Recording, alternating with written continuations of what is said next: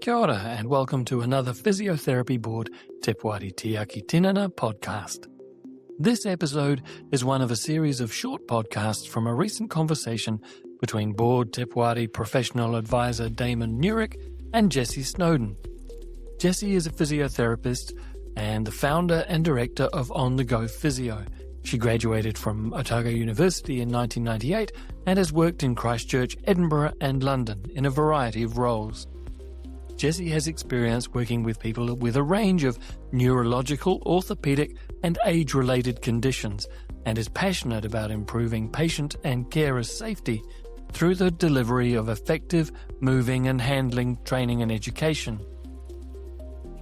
This extract is on the subject of the Physiotherapy Framework and professional boundaries, and there are more bite-sized extracts from this conversation in our podcast feed, which you can subscribe to wherever you normally find your podcasts. When we graduated, and probably in our early formative years, there wasn't a physiotherapy standards framework. I think the Code of Ethics came in around about 2012 or 13. So for us in our vintage, it was sort of coming to this, isn't it? Coming to the standards. Yeah, I remember at physio school being told what you should and shouldn't do, though. I remember being... But it was probably more around privacy. So there was things that we knew, but I don't remember it being structured in that way. Yeah. And so it probably leads to my next question of what's your journey with the Physiotherapy Standards Framework? I know you've been introduced to it through the Return to Practice program where you've helped physiotherapists. Yes. That was actually the main thing. I remember when they came out, looking at them in our workplace, spending time going through them, but a lot of it was practical and common sense. So we probably didn't change our practice. And then it was interesting because of that return to work, going through that one by one and looking at examples and how you pull it in. But again, being quite reassured that most of it was, we instinctively knew it for some reason, like it had come through. And there's a wonderful, probably the most common feedback we get on the Code of Ethics, especially, is people saying, oh, this is common sense, well, that just makes sense. I was like, that's good. That's what it should be. Yeah. There shouldn't be too many behaviours that are a surprise to you that you can or can't do. Yeah. And I think that to me is always it's a reassuring thing that physiotherapists are looking at that and going, that makes sense. And in terms of getting it out there to staff, is it something that you have spent time with staff going through? Is it something that you leave them to their own devices? We leave them to their own devices on it a little bit, other than that new person coming through.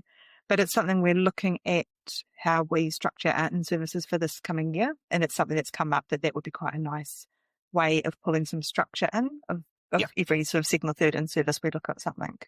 And that's, obviously that can be used for CPD hours as well. So I think it's a nice little adjunct to doing new courses and learning all those new things, that you're just reviewing some of what the requirements are. And you talk about them being common sense, and it is until it isn't.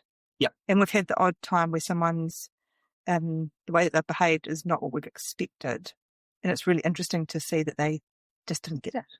Yeah.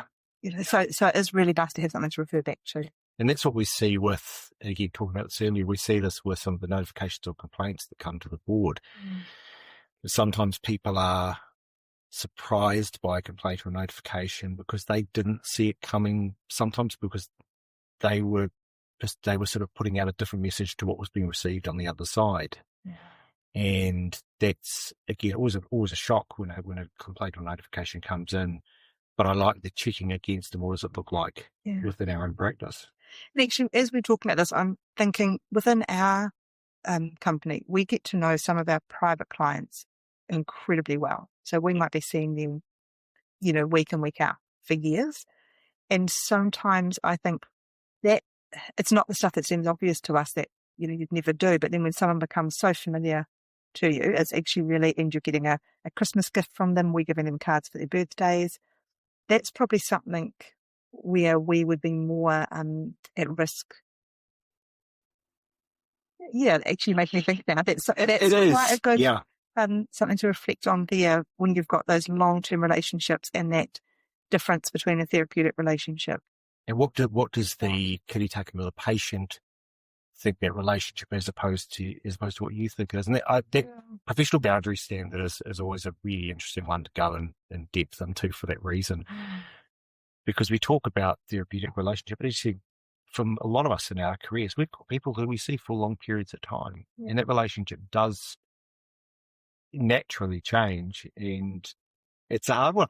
Yes, it is. How much sharing is okay. And I've seen within my team different levels. So somebody that they were with their client, and I said something about their upcoming holiday, and she closed me down, which was absolutely fine. And then afterwards, she said, I haven't told any, like, my clients don't know where I'm going on holiday. Yeah. Whereas there's other people within the team who would talk about an upcoming holiday with people. So it's actually teasing that out a little bit and going, actually, is there a boundary being crossed there or not? It's something we haven't.